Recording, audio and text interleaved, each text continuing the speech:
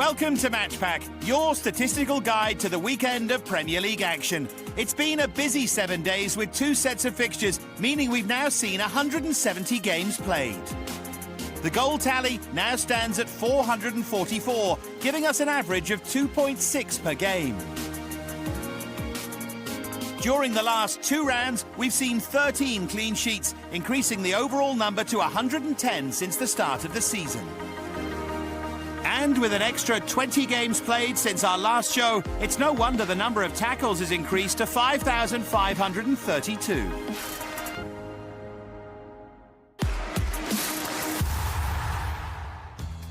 Another match week, another 3 points for Manchester City. The records are coming thick and fast for Pep Guardiola. 15 consecutive wins is now the best of any team in English League history. His philosophy certainly paying Premier League dividends. It drops perfectly for Raheem Sterling, who didn't miss this time. De Bruyne, it's Raheem Sterling! That wins titles! There's Silva! Champions find a way to win the tightest of matches. It's been goals galore for City so far, but it's their volume of late strikes at home which have been crucial. Along with neighbours Manchester United, they boast the most goals in the final 15 minutes of matches. So how do they remain a potent goal threat right until the death? They don't change the way they play. They don't just start lumping it in the box. They wear teams down, and they always have that inner belief that they're going to score a winning goal, and that proves so vital. City's fine form has put them on a pedestal with Arsenal's undefeated campaign in 2003-04. City have produced more chances, shots and goals per game than the Gunners did. With Arsenal going on to lift the title that season, fortunes are faring well for the Citizens' 3rd Premier League trophy. This City team, going forward, they're so enjoyable to watch, but that also means that they may be a little bit more open at the back defensively. So I think that it would be an amazing feat, but something that's I'm not sure will happen. For those reasons, I just think Manchester City defensively might just slip up at some point. With 6 top-flight titles to his name, Pep Guardiola is no stranger to tasting success. He's conquered Spain and Germany, but can his second season in English football deliver more silverware? Since 2008, whilst managing Barcelona and Bayern Munich, he holds an impressive win percentage in the league. However, it's this season's numbers which stand out, winning 94.1%. Not only a stark improvement from last campaign, but also signs that Guardiola's current side are his most lethal. Certainly evidence his infectious football has spread from Catalonia to City. The Premier League is more difficult to go out and do what they're doing at the moment, but on the other hand, I always look at that Barcelona team. I think it's probably the best team I've seen and watched over the last 20 years. Just love watching them. They're an incredible team. Fantastic. Opponents Tottenham Hotspur's recent form on the road's been hugely disappointing. With just 1 away win in 5, this weekend's fixture is now of the utmost importance. Carrying the brunt of the firepower in those games has been Harry Kane, whose 7 strikes on the road this season make up half the total of Spurs' goals so far, significantly more than last season. The reliance on one player to provide that proportion of goals, far from ideal. Harry Kane will always score goals. I think he's always going to be the main goal threat for Spurs. Of course, you want the goals to be spread about the team and there to be more threats. Last season, there most certainly was that, with Son, Dele Alli and Christian Eriksen all weighing in with the goals. Lining up in Tottenham's defence is Kieran Trippier, thriving on the extra responsibility he's been given since the sale of Kyle Walker. And with improved duel success and passing accuracy, the 28-year-old's been an effective figure in Spurs' back line. It was a 4-goal thriller when these two met in northwest England last season. Goals from Leroy Sané and Kevin De Bruyne gave City a comfortable 2-goal lead. However, it wouldn't last long. Dele Alli and Son Heung-min managed to score, with Tottenham's only attempts on target of the entire afternoon. So, it's Pep against Pochettino, as Tottenham become the latest side trying to stop the best winning streak in English football history. Manchester City are on fire. It's a tough game for Spurs, but it's a game that I think that they can raise their levels to, and I think it will be a great spectacle, and I'm going to go for a 2-2 draw. An improvement in West Bromwich Albion's home form will be vital if they're to move closer to safety. They've converted just 9.6% of their shots at the Hawthorns, and head coach Alan Pardew will look to correct that this weekend.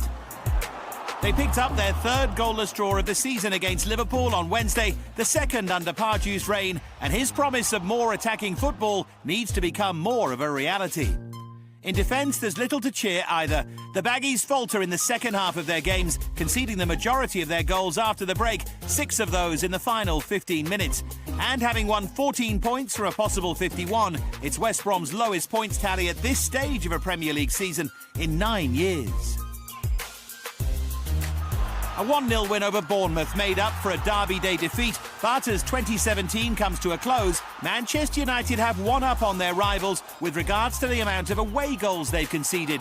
14 in total this calendar year, the fewest of the ever-present teams. In that time, they've registered a league-high 21 clean sheets, despite facing 389 shots. Romelu Lukaku found the net for the first time in 5 Premier League games and increased United's goal tally to 37, 13 more than at this stage 12 months ago.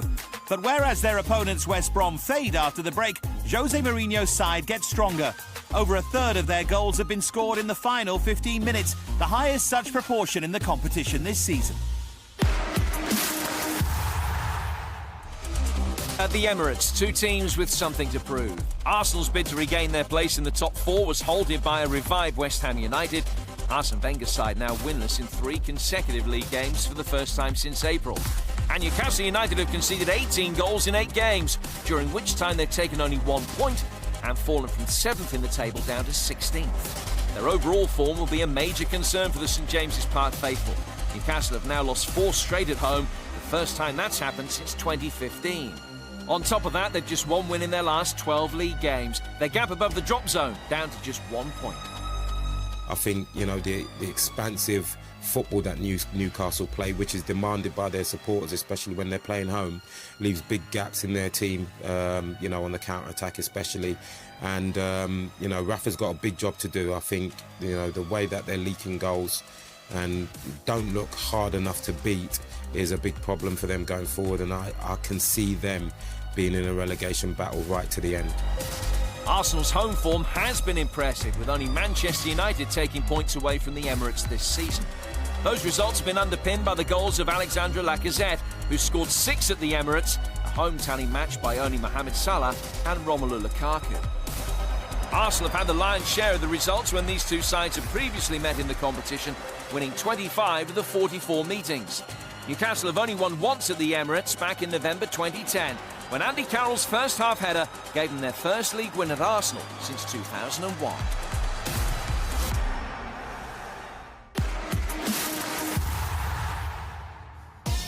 Chelsea go into the weekend 3rd in the table and 14 points adrift of Manchester City. Despite beating Huddersfield Town in midweek, the Blues have already dropped 16 points this season, a marked increase on last term when they dropped just 21 during their entire title-winning campaign. They have in fact averaged similar points to that of previous seasons. In 6 other Premier League campaigns, they've had fewer points at this stage than their current tally. However, they haven't won a Premier League title with 35 points or fewer at this point of the season. So will this be a worry for the manager? I think probably the bigger concern will be that at this time last season they were sat at the top of the Premier League. Will Conte be worried? I suggest that he'll want the team to get better, but at the moment they probably haven't hit the stride yet that they hit last season, purely and simply because they won the league last season and were so superior to everybody else. They welcome Southampton this weekend, who hold an unwanted record against the top 6 sides. The Saints have been unable to beat any of the league's big hitters since the 2016-17 season. This will be encouraging for Chelsea, as they've scored 6 goals against Southampton in their previous 2 league meetings. Part of the problem Southampton have faced has been their inability to score. Their average goals per game ratio has declined, the lowest it's been in their last 6 Premier League seasons. And since the beginning of the last campaign, the South Coast side have managed the 2nd worst conversion of passes into the final third, resulting in a goal. Middlesbrough managed more in their 2016-17 season, but were relegated. One man who has been effective at the heart of the Saints' attack is Charlie Austin. He's scored 4 goals in his last 5 appearances and now has 30 Premier League goals to his name since his debut. Only 5 other English players have more in that time. They need to get goals into their team. They've got Charlie Austin at the moment, who's scoring goals, but Shane Long, I don't think has scored for a period of time now, which is increasingly worrying for him, albeit he works extremely hard for the team. So I think that the best teams I've played in, the goals have come from all over the pitch. Southampton face a side who've been solid in defence, and that's partly down to Andreas Christensen's fine displays. The Danish defender has been a crucial part of Conte's defensive setup this campaign. The team concedes on average a shot fewer and nearly a goal less per game when he's in the side. He also makes sure he sticks to his defensive duties, a statistic backed up by his location on the pitch during their win against Huddersfield. The defender spent the majority of the game in a central role and didn't enter the opposition box. David Luiz covered a wider area of the pitch in his last game for Chelsea back in October. So will Luiz be in Conte's plans when he returns from injury? David Luiz is a magnificent footballer, and what David offers you on the ball from centre-half is extreme confidence and calmness, and he can also play in midfield, but it's a difficult one because hopefully he hasn't fallen out with the manager, because I'm sure that Chelsea fans would love to see David Luiz back on the pitch as soon as possible. Chelsea come into this game in much need of all 3 points to stay in contention. The London side have won each of their last 3 Premier League games against Southampton, and that must surely give the current champions the advantage. I think that Chelsea will start the game very, very brightly. They're at home, they will want to win, and having been in those situations myself previously, if you can keep them to about an hour where they haven't scored, you've got a chance in the game. If Chelsea come out and score a goal within the first 10 or 15 minutes, I think it's all over for Southampton. So I can only see one winner, and that is Chelsea, and I'm going to go for a 3-1 home win. Bournemouth have only beaten this weekend's opponents Liverpool once in the Premier League. But how? 3-1 down with 15 minutes to go in this fixture last season, they battled back to win 4-3. Ryan Fraser scored that day, but has only netted twice at the Vitality Stadium since. His recent goal at home to Southampton is first in 14 home appearances. Since Bournemouth were promoted to the Premier League, no side in the competition have conceded more goals, but their record is improving. The 20 they've shipped this season is actually 8 fewer than at this stage 12 months ago. Of the 76 shots on target they faced, the Cherries have conceded 20, with the majority of those during the second half of their games. Liverpool's recent away performances have been magnificent, with victories in each of their last 3 games on the road, each by 3 goals or more. In that time, they've racked up 12 goals and only conceded 2. Crystal Palace are the only team who played 3 or more away games in that time, but shipped fewer.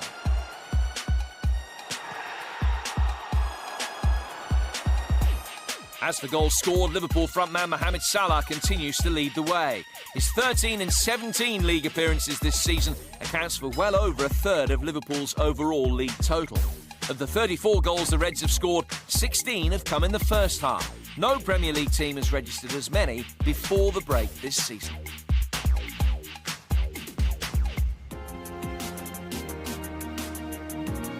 This week on Match Pack, we're asking which player has hit the woodwork the most amount of times in Premier League history. Keep watching. As always, we'll reveal the answer later in the show.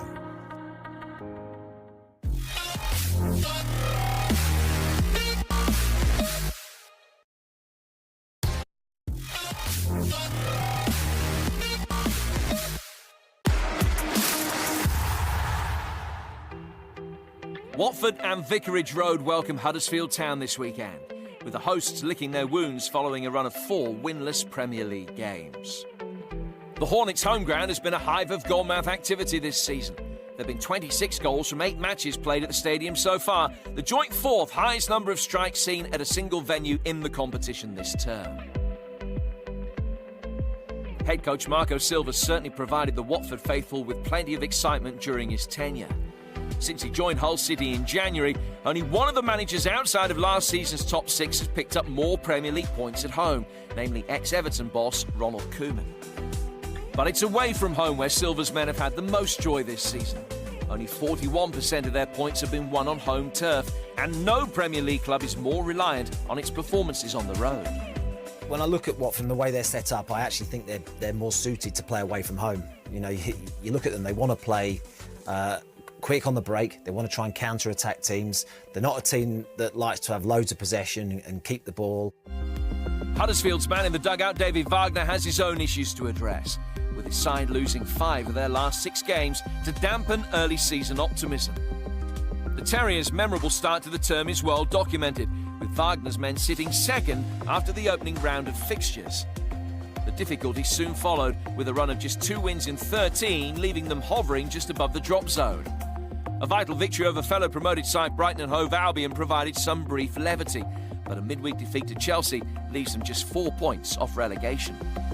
One reason for that inconsistency is their inefficiency in the second half of their games. The Terriers have scored the fewest league goals after the break, while only Stoke City have conceded more than Huddersfield's 20 in the second half. When I watch them, the amount of effort they have to put in to games, you know, the work rate, getting back into shape, tracking runners, etc. I'm not surprised there's been a bit of a drop-off in the second half, because it's something that you can't do for 90 minutes. They often say it's easier with the ball than it is without the ball, and Huddersfield generally don't have it a great deal, so they're having to put an awful lot of effort into matches. Only 2 clubs have worse defensive records than these 2 sides, so the performances of goalkeepers Aurelio Gomez and Jonas Lussel could be crucial on Saturday. Watford stopper Gomez has conceded 26 goals in the 17 games he's featured in this season, the 5th most of any goalkeeper in the competition. The Brazilian's save percentage of 62 is the lowest of his time at the club so far. Meanwhile, his opposite number Lussel has impressed with the ball at his feet in his debut season in English football. The Dane boasts the most passes and successful passes of any shot stopper this campaign. He's had to do an awful lot of work. You know, he's been under pressure at times in the Huddersfield goal. I think he's very good at playing out from the back as well. Aurelio Gomez is a bit of a maverick character. He's a real fan's favourite at Watford, and I know he's the last couple of seasons had a really good time at the club. Perhaps not quite at the same level this season, but I still think he's done all right this year. The Terriers will hope to share goals around the team more as the campaign continues. Only 4 players have scored so far this season, a league low, with their entire forward line scoring just 7 in 17 games. You know, also they spent money in the summer on strikers, Depoitre and Mounier coming in. I think the key is actually getting service to them. You know, they often get isolated up top for Huddersfield because they're doing such a good job defensively. Those issues have been particularly stark away from home, where the Terriers are goalless in 7 games, a run of nearly 11 hours. Since they last scored on the road, they've had 58 shots, but only 14 of those have been on target. So can Huddersfield break their away day hoodoo, or will the Hornets be buzzing into the holiday season?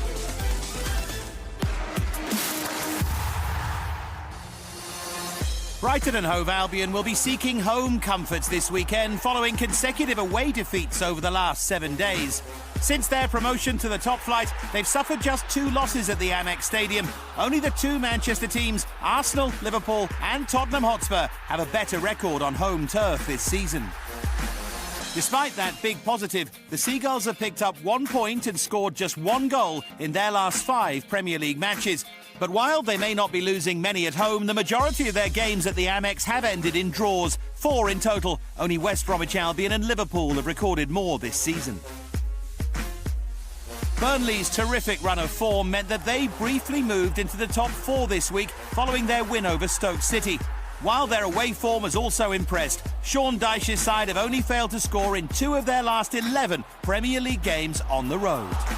If that continues, they'll be in serious contention to play European football next season. There's no doubt the Clarets' campaign so far has been remarkable, collecting 31 points from 17 matches. Compare that with last term when it took them 9 games more to reach that tally. They make the trip to the South Coast this weekend in fine spirits with just 2 defeats on their travels, a record only Manchester City can better. Stoke City's Tory campaign continues, and An 89th minute Burnley goal condemning them to their 9th defeat of the season. 16 points after 17 games is the Potters' lowest ever tally at this stage of a Premier League campaign. They face a West Ham side buoyant from 2 impressive London derbies, following up their win over Chelsea with a battling draw against Arsenal. If they're to keep up their recent resurgence, it's crucial the Hammers maintain their levels of performance for the full 90. They've conceded a joint league high 8 goals in the final 15 minutes of matches this campaign, a major reason for their early season struggles.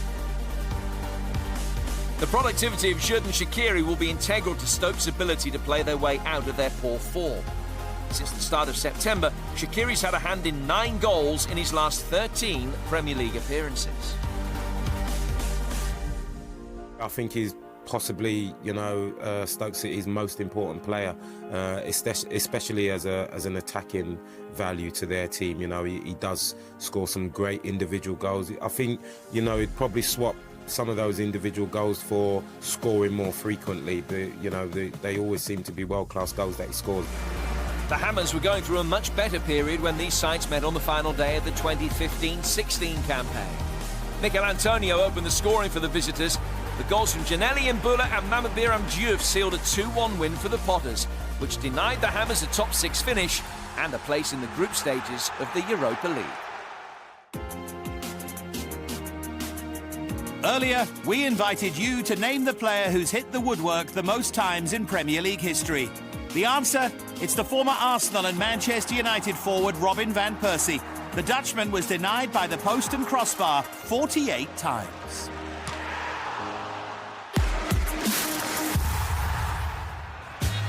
The wait goes on for Leicester City's Jamie Vardy as his quest to reach his half-century of Premier League goals continues. He's just 1 away from scoring his 50th goal in the competition and will become the first player to do so for his club. If he does score against Crystal Palace this weekend, he'll be the 12th quickest English player to hit that milestone in the Premier League. Claude Puel's return to Southampton on Wednesday was a resounding success, their 5th victory of his reign. In fact, since Puel took charge in late October, only Manchester City and Burnley have won more points than Leicester. Their task now to win 3 league games in a row at home for the first time since April. They next host a side boosted by a battling midweek display. Despite registering 221 shots, a number only bettered by 6 teams, Crystal Palace have only found the net 12 times, converting 1 of every 18.4 attempts on average. They may have recorded a vital win over Watford, but Palace remain the only team in the competition this season yet to score an away goal. That victory on Tuesday meant Roy Hodgson's side had picked up 10 points from their last 6 Premier League games, as many as they managed in the 17 matches before that. They briefly moved out of the relegation zone for the first time this season. Can they continue their recent improvement and record that elusive first away win? For Everton, life under Sam Allardyce has started well. A draw at Anfield in the Merseyside derby and a 1-0 win at Newcastle. The perfect tonic for the previously restless Goodison faithful. The win on Tyneside also snapped a 16-match streak without an away victory. Swansea City's defeat by Manchester City has sent them back to the foot of the table. If the Swans are to climb the league, they'll have to improve on their woeful goal-scoring record. This campaign, they've scored more than 1 goal in just 2 of their Premier League games. The January transfer window will be high on Paul Clement's list of priorities. A real boost for the Toffees this season has been the emergence of Dominic Calvert-Lewin. The young English forward has been a standout at Goodison Park, featuring in all 17 games, winning 87 aerial duels in the process. He's got quite a lot of attributes to his game. He can run in behind. He looks like he wants to have a physical battle with centre-halves as well, and always seems to be causing a problem for him. And I think, the closer you can get Wayne Rooney to play into him, and giving him the ammunition in behind as well, with those balls in behind for him to run onto, I think the better he will get. Everton have lost just 2 Premier League games against Swansea, one of those coming at Goodison Park. That was back in January 2016, with Francesco Guidolin taking charge of his first game for the Swans. First half goals from now Everton man Gylfi Sigurdsson and Andre Ayew were enough to seal a much-needed win for the Welshman.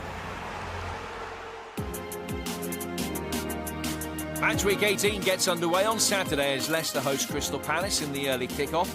Later, Brighton take on Burnley and Stoke face West Ham. There are 2 games on Sunday as Manchester United head to West Brom before Bournemouth play Liverpool, and it's Everton-Swansea on Monday. The marquee matchup, though, comes at the Etihad, where Manchester City host Tottenham. A fixture with a spectacular recent history. There have been 21 goals scored in Spurs' last 5 visits to the blue side of Manchester. Their last 2 trips have seen them leave with a victory and a draw. So will they be the ones to derail Europe's most informed side and end this extraordinary winning run? From Dave Farrar, me, Jim Bradford, and the rest of the team, it's goodbye.